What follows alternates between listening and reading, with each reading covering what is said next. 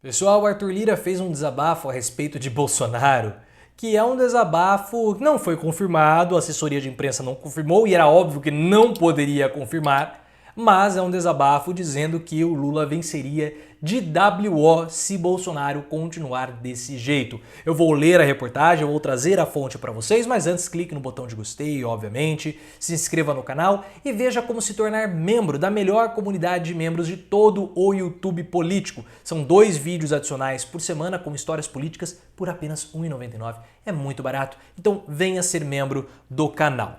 Essa é uma reportagem do O Globo, que foi escrita pelo Anselmo Góes. O desabafo de Arthur Lira diante da postura de Bolsonaro. Desse jeito, Lula vence por WO. É, Arthur Lira, mandando mais um recado para Bolsonaro, dessa vez não, né? Porque foi uma conversa privada supostamente vazada. Do deputado Arthur Lira, presidente da Câmara e próximo de Bolsonaro, ao desabafar com um amigo. Desse jeito, o Lula vence por WO. Entretanto, nós temos uma nota oficial. A assessoria de imprensa do presidente Arthur Lira nega que ele tenha feito este comentário mesmo informalmente. Essa é uma reportagem do dia 28/8. Foi publicada às 6h30 da manhã e depois atualizada às 3h30 da tarde.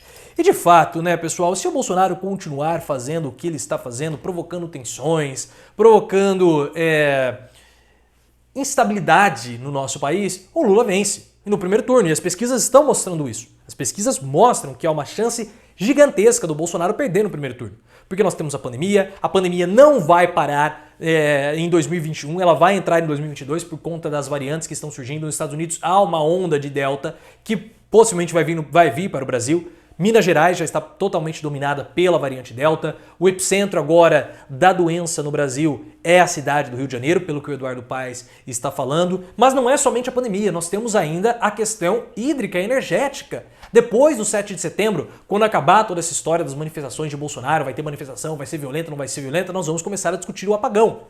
E temos que lembrar que lá nos anos 2000, no final do governo Fernando Henrique Cardoso, quando houve o racionamento, quando houve o apagão, isso acabou destruindo a reputação do Fernando Henrique Cardoso e ele não conseguiu forjar o sucessor, o Cid Serra, em 2002. Então esse é um outro problema também para Bolsonaro. Há a questão também do desemprego. O desemprego, segundo informações que foram reveladas hoje no UOL e pelos alguns analistas, o nível do desemprego só vai cair de fato em 2023, ou seja, depois da eleição.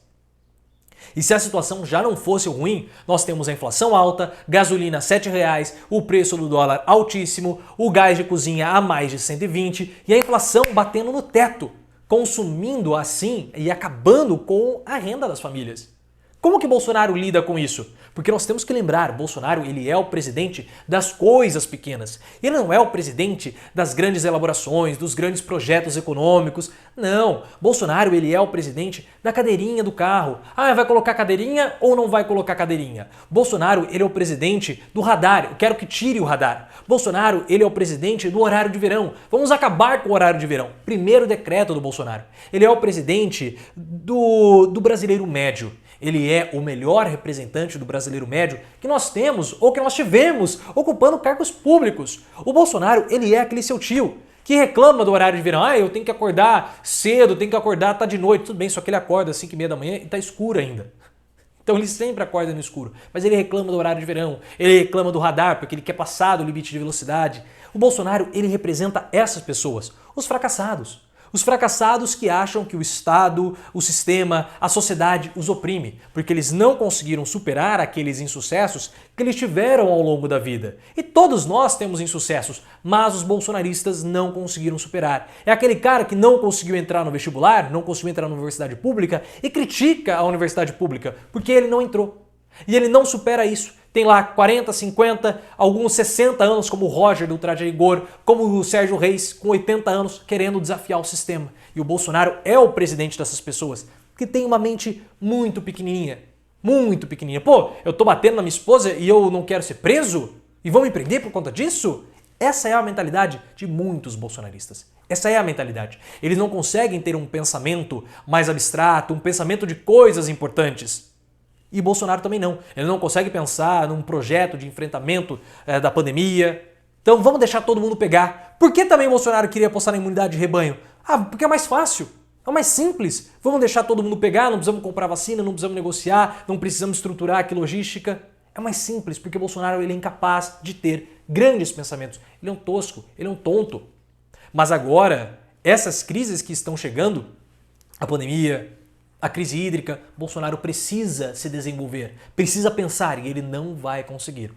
Não vai. E para piorar, a bala de prata de Bolsonaro, a grande esperança que é o Auxílio Brasil, não consegue decolar, porque há um limite que foi imposto pelo governo Michel Temer para agradar justamente o capitalismo financeiro, que foi o teto de gastos. O Auxílio Brasil bate no teto de gastos, não pode romper. Se romper, aí dá problema.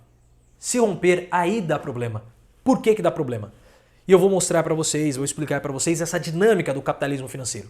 O capitalismo financeiro, pessoal, ele vive de papéis. De compra, venda de papéis, de crédito, de juros, tudo aquilo que é financeiro. Não é o capitalismo pautado nos produtos. Não é o capitalismo pautado, por exemplo, na venda de mouses. Mas essa empresa que vende esse mouse, ela tem ações na bolsa. E só o fato dela falar que, olha, nós produzimos um mouse que ele dura mais a bateria, nós produzimos um mouse melhor, essas ações já se valorizam. E os acionistas ganham mais dinheiro. Mas quantos mouses foram vendidos a mais? Nenhum. Nenhum. Então é dinheiro que gera dinheiro. Eu não preciso vender o mouse para ganhar dinheiro. Eu só preciso ter uma propaganda ou alguma coisa que me crie uma perspectiva positiva que o dinheiro aumenta. Eu não preciso vender absolutamente nada. E muitas dessas operações de papéis são papéis de títulos emitidos pelo próprio governo. E esses papéis também valorizam. Então, quando você tem as contas públicas, todas elas arrumadinhas, todos os limites sendo bem estabelecidos, sendo bem respeitados, esses papéis valorizam. Só que quando começa a bater o teto de gastos e fala, olha, vai ter que romper, vai ter que romper, vai ter que romper, o risco de calote aumenta. E aí esses papéis desvalorizam e essas pessoas que elas podem receber esse dinheiro ou vender esses papéis, elas perdem dinheiro. Então o que eles querem? Sempre manter tudo dentro do limite para atender aos interesses do capitalismo financeiro. Então o governo tem que fazer poucos gastos públicos, o governo não pode gastar mais do que arrecada, o governo não pode ter estatais, porque tudo isso aumenta os gastos públicos. E essa é uma prática que foi estabelecida pelo FMI lá atrás, nos anos 50, logo depois do pós-guerra. Então quando começa a falar gastos públicos, rompimento do teto de gastos, o capitalismo financeiro já começa a ficar assim, começa a ficar arrepiado. E nós sabemos que política é luta de classes. A classe dominante, que é a classe do capitalismo financeiro, ela domina o governo. Só que há um interesse eleitoral. E aí nós temos uma disputa entre o governo e Paulo Guedes. E quando eu falo governo, eu falo dos filhos do Bolsonaro. Porque o Bolsonaro sabe que se ele perder a eleição, ele corre um sério risco de ser preso. Ele sabe disso. Por crimes que antecederam o mandato dele, que agora estão paralisados, porque agora ele virou presidente, e também por crimes durante o mandato, como crime contra a humanidade durante a pandemia. Então Bolsonaro precisa ser reeleito. Ele mesmo falou, eu só tenho 3 caminhos: vencer a eleição, prisão ou morte. E o que os filhos do Bolsonaro estão pressionando Paulo Guedes para que haja um aumento dos gastos públicos, um aumento de investimentos em obras públicas, para gerar emprego, e assim você consegue melhorar a economia, como mais ou menos está acontecendo nos Estados Unidos. Mas Guedes não quer fazer isso. Porque o capitalismo financeiro o pressiona a segurar os gastos públicos da forma como eles estão hoje. E Guedes, apesar de ser um idiota, falar um monte de bobagem, como ele falou, não importa a gente pagar um pouquinho a mais de energia. Não importa para ele, né? Mas foi uma fala desastrosa. Mas Guedes ainda tem respaldo porque o capitalismo financeiro não pressiona pela troca de Guedes porque há um receio, há um temor de que se o Paulo Guedes sair e vier um outro ministro, como o Rogério Marinho, que é o ministro do Desenvolvimento Regional, os gastos do governo podem aumentar. Então o capitalismo financeiro segura Paulo Guedes, mantém Guedes no cargo, mantém Guedes como ministro da Economia, para que não venha um outro ministro com medidas populistas que podem provocar um aumento dos gastos públicos. Essa é a disputa que nós temos nesse momento. Bolsonaro consegue lidar com isso? Não, não consegue, porque ele é incapaz de fazer isso. E ele nunca venceu uma eleição trabalhando. Bolsonaro nunca venceu uma eleição produzindo políticas. Nunca. Bolsonaro sempre vence eleições como?